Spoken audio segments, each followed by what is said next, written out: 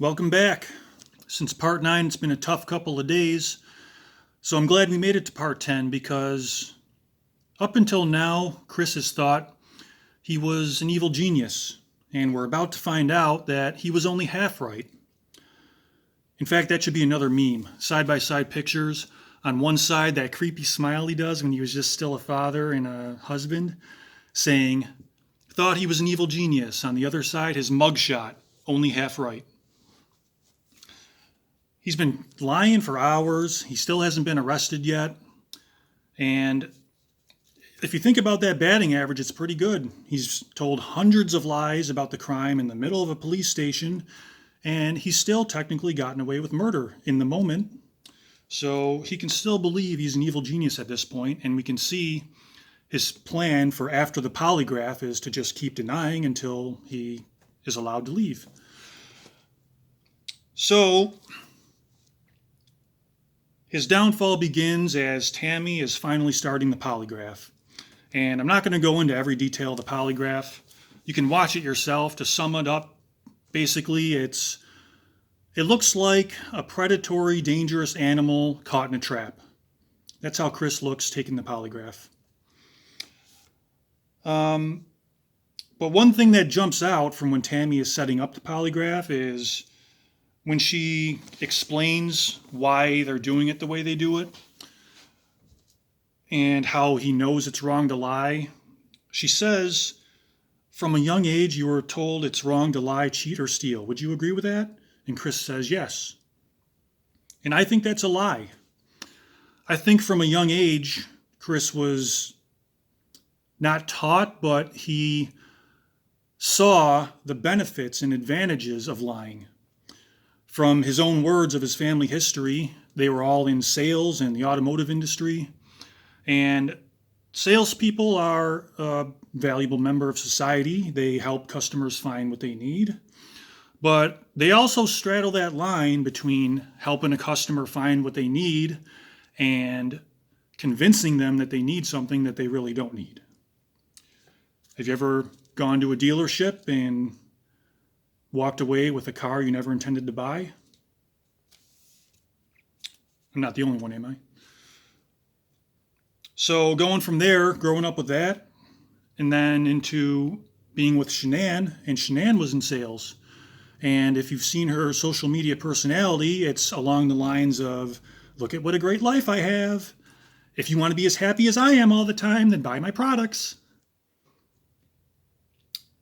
So the whole sales industry is kind of based on deception. It straddles that line between mixing the truth with lies to get the customer to buy your products. Convincing them, changing their perception to see that what you're selling is what they need. And we've seen that that's what Chris is doing through this whole time, this whole interrogation and everything else around the crime. He's trying to change people's perception of reality so that they buy his story. And that's what he's learned to do from a young age. And now, let's be straight here. I'm not blaming anyone else on the decisions that Chris made to commit the crime. It's nobody else's fault. Even if they had brainwashed Chris from an early age to one day do what he did, it's still his responsibility as a grown adult man to recognize the difference between himself and others, between his parents and other parents, and between right and wrong. And he's shown us through everything we've covered that he knows the difference between right and wrong. That's why he has so many lies to get away with the crime. That's why there are so many steps in his cover-up plan. It's because he's aware the crime he committed was wrong, and he knew the consequences and was willing to put his whole life's work into getting away with it because he knew it was wrong and he chose to do it anyway. So it's no one else's fault that he did it, but I do think that he, from a young age, learned that the advantages of lying, basically. Not that it was wrong. So he lies to answer that question. You were taught it was wrong from a young age, and he lies. because he thinks that's beneficial to him. And he's about to learn the other side of lying, the consequences, because they go into the polygraph next. By the way, a dishonest mechanic? Who would have thought? There are honest mechanics and there are honest salespeople, but they are about as rare as murdering mechanics and murdering salespeople. They're out there, you just rarely come across them. So Tammy straps him in like a predator caught in a trap, gives him the polygraph, tells him he did a great job, so he's still in real time thinking he's an evil genius and he might get away with this. But he's left alone in the room for an hour while they go over the results of the polygraph and make up their game plan for how to confront him with the results in the other room. He's left alone in the interrogation room for almost an hour. And what's significant about this section is it's kind of great, actually, because I think Chris is realizing he made a mistake here.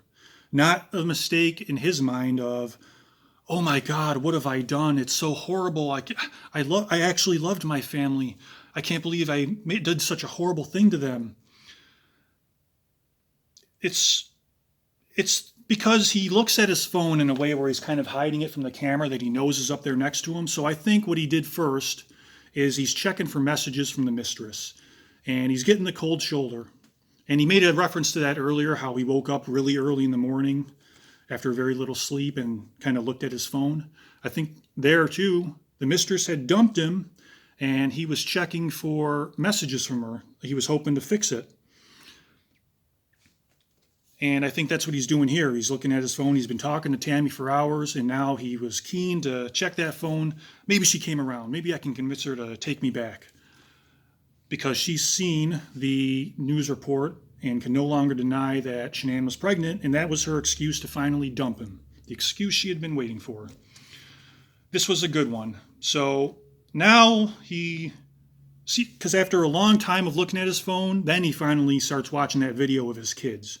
That's why I think he was looking for messages from the mistress first, getting nothing, and then watching the video of his family. And what I think is going on in his mind here is that he's realizing, although his family was a lot of work, they were a dependable source of narcissistic supply.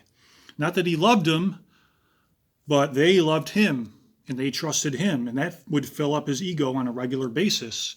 He got rid of them for what he thought was a newer, better source of narcissistic supply from the mistress. And now that's gone too. So he traded in his old vehicle that was a lot of work for a newer, in his mind, more attractive model. And that model turned out to be an unreliable lemon. He had to take it right to the junkyard. Well, he didn't. It kind of just drove itself off a cliff and out of his life. And now he's realizing the mistake he made. He made the wrong decision. Or maybe he thinks that he can still get her back. But at this moment, he's not getting anything from her. So he's realizing the mistake he made, and maybe he should have stuck with the family. Maybe he should have ridden the family out a little longer. They were a lot of work, but they were always there for me. And I think at this point he's starting to realize, oh, the mistress I guess she was a lot like me in that she only cared about herself, just like I only care about myself. She's just saving herself here. I don't think she liked that I killed my family at all. I thought she would like that, but she's just going to jump ship now and save herself. So now he's sitting there watching the video of the family he removed from his life, with nothing left but Daddy in the other room. He still might think he can get away with it because, remember, he's been in the middle of a police department lying for hours. And they still haven't arrested him. And they've still been giving him pats on the back, using soft language. Good job, buddy. You're doing good. All right, we're going to go over these results and then we'll send you on your way. So, and even if they come in and say you failed, we see what his game plan was for that strategy. He's just going to keep denying until they let him go. And I think some of the wind got taken out of his sails, though, knowing that he has nothing left to go to, no source of his narcissistic supply, no family, and no mistress. He has all of his friends' support. They'll show up to show support, but that's not quite the same. He did not wipe out his family for any of them. So now Graham and Tammy are going to come in and be a team together. And they're going to apply pressure. They still have to be on his side, but they've realized by now that talking to Chris is kind of like talking to a little kid and who is afraid of his lies being found out. So they're still on his side, but they come at it now instead of, okay, we know you're lying, so just tell us the truth so we can find your family. We're all in on this together. Just tell us the truth now. And for the first time, they're both applying pressure. And the Chris Watts rule reaches its crescendo here because he's just denying everything, like he's batting off a barrage of tennis balls with his racket. And Andre the Giant would get alcohol poisoning at this point if he was playing the Chris Watts drinking game. Because everything is just, they're not coming back home. And no, I didn't, I don't, never would. And it peaks at a point that is about 3 minutes into when Graham and Tammy come in together. 3 minutes after that, this new strategy of them applying pressure and Chris replying in the negative to everything, they've both shifted strategies. Well, that's kind of been Chris's strategy all along, but it reaches overdrive at this point. And it peaks at a point 3 minutes in with undoubtedly the single dumbest thing that Chris Watts has ever said, and you've seen how much ground that covers. Maybe if Shanann was still around, she would have a few contenders to tell us, but Chris put an end to that, and so no one's ever going to know about that. So as far as what's available in the public forum, this is the champion. And it starts with Tammy saying, they're not coming back home. They're not coming back home. And even Tammy and Graham are just gobsmacked by the level of idiocy to his reply. Even after all of his nonsensical answers, his petering out philosophies, his one-sided stories, his reply to, they're not coming back home, catches them off guard to the point where they give an unintentional pause technique, where they just stare at him, waiting for him to continue talking. They weren't trying to do it here, but they're so thunderstruck by the stupidity of his reply that they actually don't know what to say. They came in strong. Okay, after all these lies, we're finally going to get him. And then he says this, and they're like, what? Did he actually say that? Because what he says is as close as you can come to admitting your guilt without actually saying, I did it. They're not coming back home, Chris. They're not coming back home. And Chris says, and if you don't believe me, I'm watching CrimeTube's version of the interrogation. It happens at 7 hours, 14 minutes, and 40 seconds, give or take. His response is, I hope they're coming back home.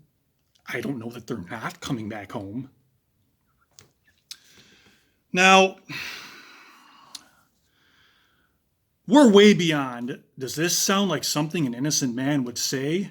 We're way beyond, does this sound like something a loving family man would say? We left those long ago. We're at a point now where, does this even sound like something a grown-up would say? Or does it sound like something a second grader would say to get out of doing their homework? Buddy, did you do your homework yet? I hope I did my homework. I don't know that I didn't do my homework. Do your homework. Don't be ridiculous. So we've gotten to the point where this is Chris's naked equation, the equation that he applies to everything he says to believe his own lies. It's the if a tree falls in the forest philosophy. I don't know that they're not coming back home. Anything's possible. If a tree falls in the forest and no one hears it, doesn't make a sound. If nobody saw me murder them, did I really murder them? If nobody knows where they are, do I really know where they are? Anything's possible. Perception is reality. We don't know where they are.